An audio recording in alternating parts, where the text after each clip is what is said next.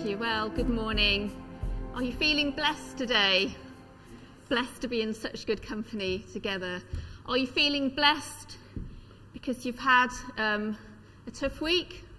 Maybe you've cried this week. Maybe you're feeling blessed about that. Maybe you're feeling blessed because people have pushed you around and taken advantage of you. Is that hashtag blessed? You're feeling blessed because you've messed up this week and you're aware that you've been a bit rubbish actually at the end of the day. Or actually no, you're thinking, no, Beth, those things don't make me feel blessed at all, actually. That's the wrong way round. So, was Jesus wrong in what we're coming on to as the most famous sermon ever written? Whatever you believe about who Jesus was, what are some of the most profound life lessons ever told? Was Jesus confused when he said, blessed are the poor in spirit, blessed are those who mourn, blessed are the meek? These words were said by Jesus, who was God. They're very well known if you've been in church a while. I think even if you're new to Christianity, you'll have probably heard some of these phrases we're going to read somewhere in culture, because they are so well known. But they're so opposite to what we think being blessed means. It's worth having a think about and giving them some attention. Context is so important, isn't it, when we read the Bible? Who said it? Who did they say it to?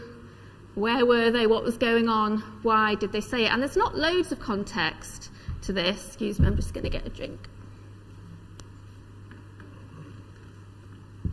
The introduction to the passage we're reading today as we're working through Matthew's book. We're in chapter 5, verses 1 to 6. But those first couple of chapters, it just says, one day, as he saw the crowds gathering, Jesus went up on the mountainside and sat down. His disciples gathered round him, and he began to teach them. So just a couple of things to note about that. In those days, when a rabbi sat down, that meant he'd got something really important to say that they needed to listen to. And the other thing we need to remember as we go on and look at these verses is that Jesus was talking to his disciples. This isn't like the law, which was just, general, healthy, good guidelines for society. Don't murder. Don't steal. These were extraordinary principles for followers of Jesus. And actually, I think they're impossible to follow without Jesus. So Jesus went on to preach what we call the Sermon on the Mount. There's loads in there. This morning, we're going to just look at the first few statements. And actually, I've made a decision time-wise. I've been given 4, but I'm actually only going to talk about the first 3. So the fourth one is your homework. If you're wondering what to read in the Bible this week, what to pray about, you can read the Fourth Beatitude. So these are what we call the Beatitudes. This is what Jesus said. Blessed are the poor in spirit, for theirs is the kingdom of heaven. Blessed are those who mourn, for they will be comforted. Blessed are the meek, for they will inherit the earth. Blessed are those who hunger and thirst for righteousness, for they will be filled. So how do we interpret these simple statements? We take them just at face value. It says what it says, that's what it is. Or do we actually look at this on a slightly deeper level? Are we talking about something more? Because Jesus was all about the kingdom, wasn't he? About God's kingdom. Everything he said was taught from kingdom perspective, God's way. This is how things are meant to be done. He was talking about, when we talk about God's kingdom, that's the kingdom within us. That's the kingdom that comes when we say, okay, God, Jesus, you're my king. You're king over my thoughts and my choices and my actions. That's what we're talking about. It's not talking about the external systems around us that might be not following God's ways at all. Is Jesus talking about this from a purely spiritual perspective or a more sort of practical, material one? I think probably both to some extent, depending on the situation. It's God's living word, and at different times we can interpret it in different levels of understanding in different ways. That's going to help and encourage and speak to us. So I could probably do a whole sermon on every one of these. As I say, I'm limited by time, so what I'm doing today is I've really prayed that God will be giving us his words for today and for now. You might have interpreted one of these verses in a very different way to what I'm going to talk about, and it really helped and encouraged you. And I don't want to invalidate that or say that wasn't right. I can't cover everything, is basically what I'm saying. So I'm hoping this is what we need to hear today. So I'm going to do a bit of an overview, and then I'm going to, like I said, look at the first three in a bit more detail. These are kingdom principles. It might seem upside down to us, but actually, when we look back to the fact that God made the world, God's the right way round, isn't it? What he says is the right way round, and it's been humanity's disconnect with God that has ended up with us getting so skew-if that the truth seems strange. We're surrounded by a different message. The message we get is you're blessed if you have. You're blessed if you are successful. You're blessed if you've got power and people do what you say. You're blessed if nice things happen to you and you have a happy life and you have a lot. You're blessed as long as it works out for you and those you care about. This is a great reminder, these verses, that when we enter God's kingdom, when we choose to make him our king, we have to leave our preconceptions at the door, don't we?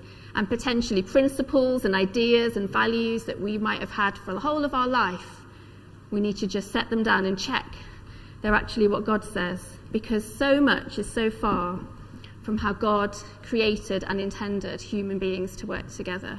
And this was the same for Israel, for who Jesus was talking to, and for those that Matthew initially wrote and intended to read these words. God's chosen people had drifted so far from the initial guidelines that he gave them when he called them as a special, unique nation and said, you're going to show the rest of the world what it's like when you make God your God. You're going to be the light that shines in the darkness.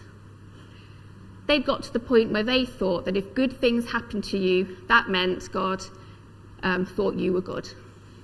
If you were wealthy, if you were happy, if you were healthy, fortune, success, all of that is a sign of blessing. If you're a really good person, really religious person, who kept all these hundreds of rules that the Jews had at that point, God would bless you.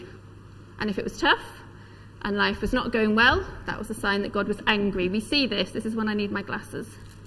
All the way back in Job. Some of you all know Job was a man in very ancient times who had everything. He'd got loads of wealth. He'd got 10 children, loads and loads of servants. And then one after another, very quickly he lost it all. All his servants got killed. His children died in a tragic accident. He lost all his wealth, and he got a horrible disease with sores all over his body. And Job's friends came to comfort him. And this is a lesson. If you're looking how not to comfort someone going through a hard time, read Job. This is what his friends said. It's because of your wickedness. There's no limit to your sins. For example, you must have lent money to a friend and demanded clothing as security. Yes, you stripped him to the bone. You must have refused water for the thirsty and food for the hungry. You probably think the land belongs to the powerful and only the privileged have a right to it. You must have sent widows away empty-handed and crushed the hopes of orphans. That's why you're surrounded by traps and tremble from sudden fears. That's why you cannot see in the darkness. Job knew that wasn't true. He was a good man, the Bible tells us. And if you read the Bible at all, you soon realise that it's not true for God's people. It's not a sign that God is pleased with you if good things happen. But it's hard to get away from that thought, isn't it? It's an obvious, tangible way to see that God is blessing us and pleased with us. Jesus is clearly saying, in my kingdom, that is not how it works. You need to be empty to be filled. When you lay down your life, that's when you find life. When you give, you receive. Those in charge serve. The vulnerable take priority. The nobodies matter. Sacrifice leads to blessing. And if you want to be in a position of power, you need to get on your knees. It's worth saying as well, though, probably need to move on. The word blessed that Jesus says here is not the same word in the Bible for a blessing. You know, it talks a lot about God blessing us. It's not saying that God can't bless me with a lovely house or a fulfilling job or, a great church. It's not saying that. It's not saying that if I'm celebrating, not mourning, I must not be blessed by God. God gives us blessings all the time, doesn't he? Even just the sunshine or a moment of peace. It's not saying if life is going well, God hasn't blessed us. He wants us to enjoy his good gifts. But blessings are not a sign of our goodness. They're a sign of God's goodness. And this word is difficult to interpret. It's not, blessed isn't exactly right, and different translations try and interpret it in different ways. Some say you'll be happy, but it's not happy as a fleeting emotion. It's talking about a more deeper contentment and satisfaction. You might say fortunate are those. But again, it's not about just getting lucky. It's more than that. One person who studies, knows the ancient language, he said the closest he could think of was to say, good on you when. Good on you when you're poor in spirit. Good on you when. I was thinking maybe we could say, don't despair. Don't panic. It's okay when.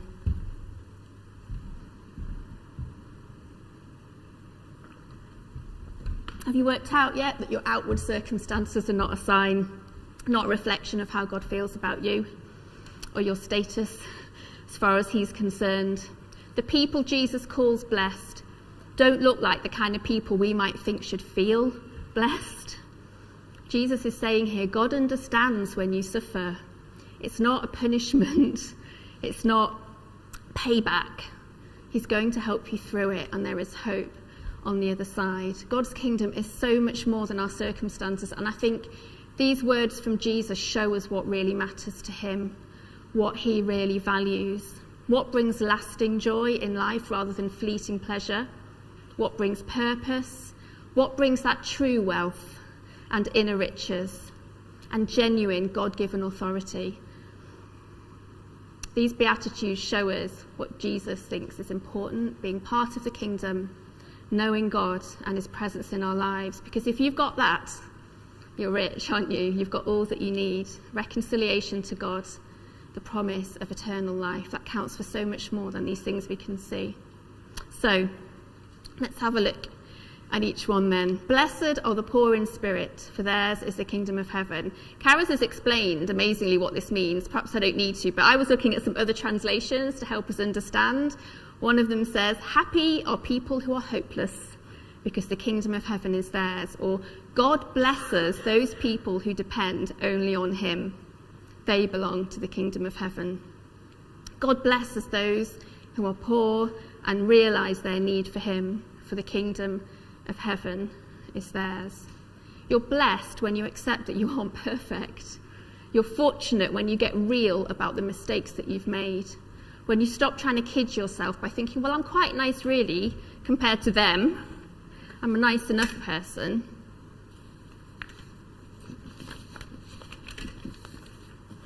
You're doing well when you realise how holy God is and how high his standards are, and that the truth is we will never get to them on our own. It is hopeless. Doing good and religion won't get us there. You are blessed when you accept you need saving, you need help, you need grace, a new start. That the only way we stand a chance at living a life that pleases God is through Jesus Christ and accepting him dying in our place on the cross. And then we can have his power, his provision, all that we need. You're blessed when you understand that the invitation into life with God as your Father and your King and your closest friend is freely given. Jesus paid the price, so we don't have to try to earn it because we can't. You're blessed when you accept that you need God's healing. We've all been hurt by life, haven't we? We've all got issues. You're blessed when you know you need his wisdom. We all have days when we do not know what to do. You're blessed when you accept that you need his peace. It's the only way we can live without fear and anxiety. Well done, I think Jesus is saying here, when you accept that you need God, because he has got so much more for you than you could ever have for yourself. Not just salvation, if that wasn't enough, but restoration, living each day with him as a citizen of this kingdom, a whole new way of living that actually works. You're blessed when you come to Jesus and say, I am lost without you, because then you can be found by him. When you say, God, I am depending on you, because he is utterly dependable and is the only thing, the only one who is. Blessed are those who mourn, for they will be comforted. Because this statement is sandwiched between quite spiritual statements, some of the people who've written books about this said they saw it as clearly it's spiritual mourning, And I think that is a valid way to interpret it. Blessed are those who mourn the mistakes they've made, who mourn the fact they've caused hurt to themselves or other people or to God. It's good to feel sad about the damage you've done when you've messed up. But in Jewish culture, I'm aware that that individualistic thinking was very rare. People thought as community and did everything as community. So I thought, I wonder if they'd have heard that on a bigger scale in terms of this holy, special people that have really had, as we heard in the family time, messed up. Actually, it's right to feel sad when you look at how far you've fallen from who God called you to be. It's right to mourn that the poor go hungry, that those in power abuse it and oppress others. You should grieve at how the vulnerable are oppressed. You should grieve the fact that the religious leaders have thrown out all these rules that have just tied people up and made it impossible for them not to fail. For us, I was thinking, could we, move it to our time and feel it's right? Blessed are you when you mourn that, broken families are not a rare tragedy anymore, it's normality. It's right to grieve that we have a mental health pandemic in our young people. It's right to feel sad that the few store at billions while so many have basic necessities, that we've plundered our world and it's in trouble now. We should be grieving about that. And the natural things, mourning that people get ill and we lose them and natural disasters happen. In this world, it's impossible to escape the pain and the brokenness and the evil. So how are we blessed? How are we blessed? I've depressed myself. We're blessed because when we feel that pain, I think one of the ways we're blessed is because it means our eyes are open and we're seeing things as God sees them, that this world is not good anymore in its entirety, is it? This is not how it's meant to be. And acknowledging the problem is the first step to being open to finding a solution. On a personal level, like I mentioned in the last point, you're blessed when you mourn your failings because that's when you can find grace. That's where you find God. The comfort of knowing that he knows you get things wrong. He's not shocked. He's not disappointed. He's already provided the answer in Jesus Christ dying for us. On one level, I think we can be comforted in knowing that there is a happy ending to the story. Jesus is coming back to set all things right. One day we will be in a place with no more suffering, no more sadness, no more crying. But I have to tell you that earlier in the week, when I was feeling really sad, I had a couple of real disappointments, sad things that happened, and I was upset. And I was awake at 3 o'clock in the morning saying, God, I'm preaching on mourning on Sunday. What am I going to say again? Because is that comfort? And I didn't feel any comfort in thinking, well, one day I'll be in heaven and everything will be fine. That felt too far away. My comfort was that I'd messaged 2 of my very good friends here at King's and told them I'm feeling really sad and upset and disappointed. And they comforted me. Not, well, you must have done something wrong, like Job's friends. They comforted me with just love and offers of practical help. And I totally agree with what Eileen said about online church. I can only come to church every other week at the moment because of our current fostering situation. I'm so grateful for that. But I do want to say, if there's anyone watching who has become a spectator rather than a participant in King's Church over the last couple of years, if you know you've slipped to that, you are missing out on such a blessing of being an active part of this family. The other thing that comforted me at 3 o'clock in the morning was just the fact that God knows. I can't tell you the details of my disappointment because of confidentiality, but I just said, God, you know how sad I am and you know why. And that was comforting, just that he knew it. Jesus said, in this world you will have trouble, but take heart, be comforted. He's overcome the world. He's not saying you're blessed when bad things happen to you and you suffer. You're blessed when you feel pain. That is not what he said. He said you're blessed when you mourn, and that's different, isn't it? Mourning is a really important process. No matter how hard we pray, how good we are, you could be the top number 1 Christian in the world. Suffering is inevitable. I think if you're the number 1 Christian in the world, it's probably more inevitable because nothing puts a target on your back like that. But there is comfort in knowing that Jesus mourned and suffered and wept. Crying is okay. It's good. I don't ever want this to be a church where people feel like I can't come into this safe place in God's presence and have to pretend to be happy, when actually the best thing for you to do is just cry and mourn in his presence. When we're pretending that we're okay, God can't comfort us, can he? It's quite a Western way of doing church, perhaps, that we have to pretend we're blessed and that everything's great because that's faith. Sometimes we're not, and it's not okay, and God knows. And it's okay to come here and let him see that and to mourn. The Israelites certainly knew how to lament, how to grieve. Stuffing it down and getting it on with things doesn't allow us to process that pain in the safe place with God and give him a chance to heal us. And collectively, right now, on a global scale, you could say, we're dealing with loss, aren't we? Even if we've just lost life as we knew it. And we need to give each other time and space to mourn that, to process it, to grieve it in our own way. And it's going to be different for each of us. To be kind and understanding. To help each other not to get stuck in it. Because you can get stuck in mourning. You can get stuck in the fear or anxiety or bitterness. But to feel what we feel. And know that we can bring it to God, whatever we feel. Whether that's a cry or a scream or a rant. There's a lot worse in the Psalms if you read those. God is not going to distance himself from that. He's not going to try and cheer us up. He's not going to belittle our pain. He's not going to feel awkward or uncomfortable when we express how we really feel. He's not going to say, hey, it's all right, remember, one day I'm coming back. It's not how he will deal with us. He's not going to change the subject. He's not going to be offended when we direct that anger and that hurt at him. He can take it and he knows what to say. And how does Jesus deal with our pain and our grief? He says, come to me. Every time. Come to me. It's always the answer. And that's comforting, isn't it? Knowing that he can handle it.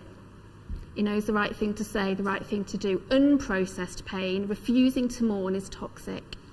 We will get hard hearts, or we'll get bitter, or we'll live in fear, or in bleak despair. We can often experience those things as part of the process, and that's okay, but God doesn't want us to get stuck in them. There's no blessing in being stuck in that. With God, we can learn to lament, and we can survive. It says in an old version of the Bible, in the King James Version, in 2 Peter 3, it says, God is long-suffering. He knows how long it takes. He knows there's no quick shortcuts. And as a church and the communities and the groups that you're part of, it will take time. And that's okay. You'll find blessing there. And just quickly then, blessed are the meek, for they will inherit the earth. I've just got a couple of thoughts on this before I end. We need to remember these are kingdom principles, like I said at the start. When we look at who has power in this world, I don't think even their biggest fans would describe them as meek, would they? I don't think they'd want to be called meek, probably most of them. So what does meek mean? I think I might have it on here. Meek does not mean weak. The original word in the original language relates to a stallion with a bridle. It's about power under control. Jesus was meek. Sometimes we translate it in newer Bibles as humble, but it's the same word as when he said, blessed are the meek. Jesus was meek, and he had more power and authority than anyone who's ever lived, didn't he? He made the universe. He certainly wasn't weak. Meek is seeing yourself as you really are, being real and honest about that. As a Christian, it's understanding that you are powerful. The Bible says you've got spiritual authority. You can pray and change things and doors open. You can speak life. But it's about knowing when and how to use it. It's about showing mercy. It's about not needing to be right all the time, but love being more important than that. And it's about knowing that anything we do have is all thanks to God. Without him, we're just back to being poor in spirit. It's about not needing to prove ourselves to anybody else, pushing to get our way.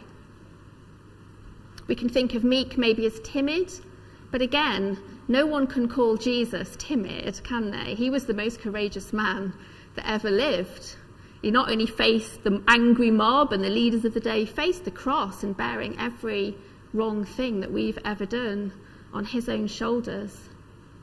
He knew when and how to use his power, though, didn't he, for love and for sacrifice rather than entitlement or arrogance. It says in 1 Peter 2:23, he did not retaliate when he was insulted, nor threaten revenge when he suffered.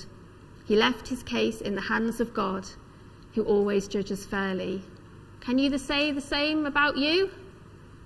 He did not retaliate when he was insulted, or threaten revenge when he suffered. Can you say the same? So when we don't try to force or dominate or control or push and shove or justify ourselves or how we come across, when we don't try to win every Facebook argument, that's when God is able to trust us with what really matters to him. Real responsibility, seeing his kingdom come, his will be done, loving our neighbours as ourselves, what really matters. So, in summary then, to finish, you're blessed when you come to God as you are. No pretense, no spin, no excuses, no airs, no bluster, no pretending things are great when you're hurting. There you will find grace and hope. Not just salvation, but that invitation to walk with him every day. You're blessed when instead of shying away from pain, cocooning yourself away and pretending it's all okay, or getting stuck in self-pity, you find the courage to bring it to God and say, God, this is not okay, it's not good, and trust him enough to help you face it together. And also becoming part of the wider solution to help with suffering in the world.